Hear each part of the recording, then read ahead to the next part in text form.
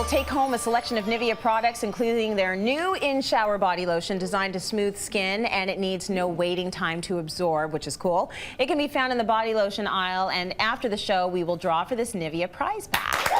Enjoy.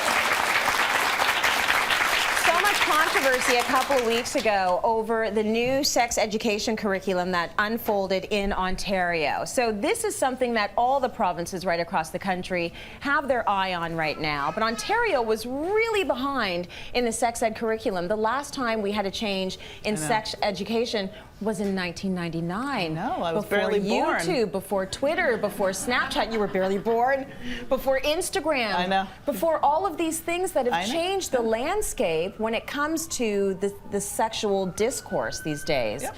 So let's talk a little bit about why it's controversial. What are the sorts of things that are in it?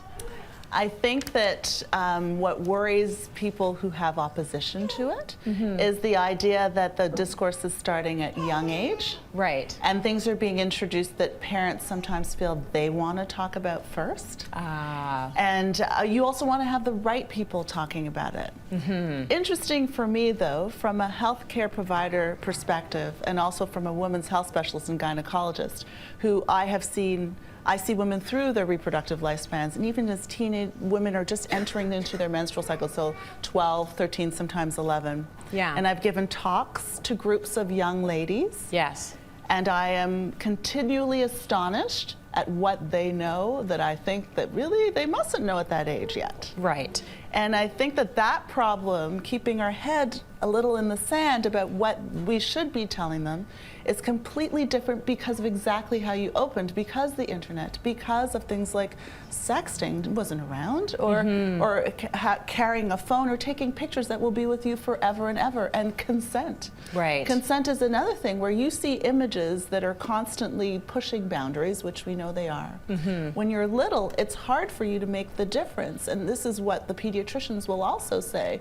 Different kids will be ready at different stages, and just because you want your kid to believe in Santa Claus and unicorns as long as they can, which I do too, I don't think that it means that we shouldn't be having the conversations. It needs to be raised by the right people, and the curriculum has to somehow be put into place by people who can speak to these things appropriately for the age group that they are going to be taught. That's a key point there, because I think when parents see, and I'm going to give you an example of the sorts of things that are happening at different ages, when parents see things like, okay, in grade 6 they're going to be speaking about masturbation, yes they will, but it's going to be an appropriate language for a grade 6 student.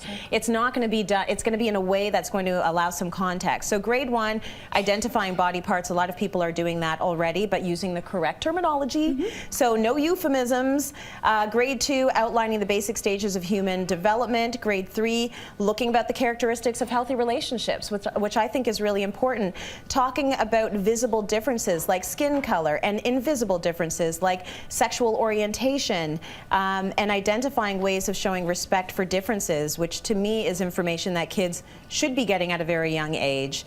Talking about puberty in grade 4, talking about the reproductive system in grade 5, and then when they get up to grade 7 and 8, most 15 and 16-year-olds are actually sexually active, so you have to start talking about sexually transmitted diseases, and that conversation has to happen before they're actually sexually active. So from my perspective, I mean, mine are still babies, but I actually don't have a problem with it. It's the conversation that's already happening in our house at this young age. And for me too, but we are progressive. I think that we also have to remember that Ontario and Canada is a melting pot of all kinds of people. And we have, or the different provincial jurisdictions have a responsibility to all of their constituents.